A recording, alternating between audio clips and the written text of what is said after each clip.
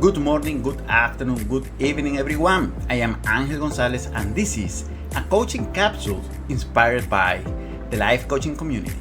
It's an honor to be here with you today, diving into the topic that so many entrepreneurs struggle with. I am talking about self-care. If you don't take care of yourself, your business will suffer. As entrepreneurs, we wear multiple hats: visionary, strategist, the marketer, the customer service rep, you name it. But in the race to build our dreams, we often sacrifice the most important asset we have, which is our health. Now, I want to point out three different issues that we want to address. How many of you have skipped meals, sacrificed sleep, or ignore that nagging headache just to meet the deadline? It's easy to justify just one more hour to work.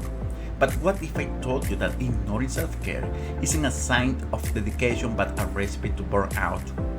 Steve Jobs once said, "Your time is limited, so don't waste it living someone else's life." But let me add to that, don't waste it by running on empty. Do you know Arianna Huffington, the co-founder of the Huffington Post? She collapsed in front of everyone from exhaustion in 2007. Literally, she collapsed. That moment forced her to rethink her entire approach to success, leading her to champion well-being as an essential ingredient in productivity. The lesson: taking care of yourself is taking care of your business. Now, if you work from exhaustion, what happens? Let's talk about the hustle culture. This idea that if you are working 24/7, you are not truly grinding. I coach many entrepreneurs who pride themselves on working 60 hours a day. One of my clients told me that he wasn't going to rest until he make it. But guess what? Instead of making it, he burned out.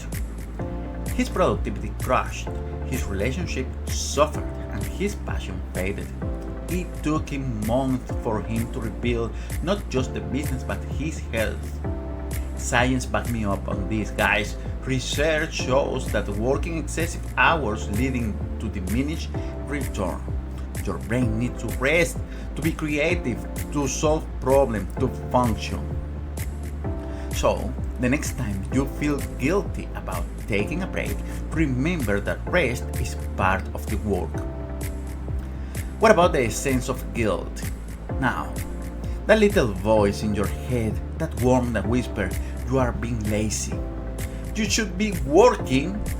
You should self-care. You should understand. I want to point this. You must understand that self-care isn't selfish, it's smart. Taking a break doesn't mean that you are slacking, it means that you are recharging. Think of yourself like a smartphone. What happens when you don't change your phone? Let me know what happened. The phone dies. You are not different.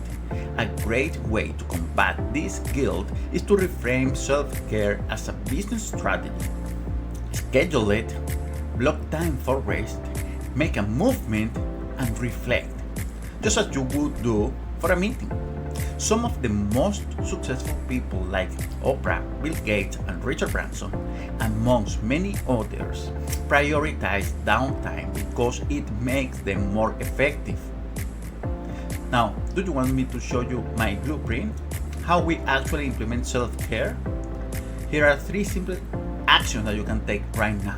Number 1, establish a morning ritual for success. Start your day with intention. 10 minutes of movement, meditation, or journaling can set a tone for productivity day. Micro breaks for maximum focus. Take a 5-minute break every hour. Walk, stretch, breathe. This helps you reset your nervous system. And set boundaries. Set a hard stop for work when the workday is over. Let it be over. Your mind, body, and your relationship will thank you for that. Finally, I want to share with you this, guys. Tap in your self-worth superpower. You deserve this. There's one thing I want you to take away today is this. You are not a machine. You are a human being with limits, needs, and dreams beyond just your work. Make sure that you prioritize yourself, and your business will thrive as a result of it. Let's build success together that doesn't just look good on the outside but feels good in the inside.